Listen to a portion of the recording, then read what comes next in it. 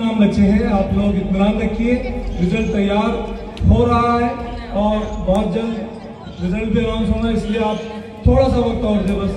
अब ये प्रोग्राम अपने आखिरी मरहले में पहुंच चुका है। तो आपके सामने है शब्बीर नवाज शेख ज़हीर।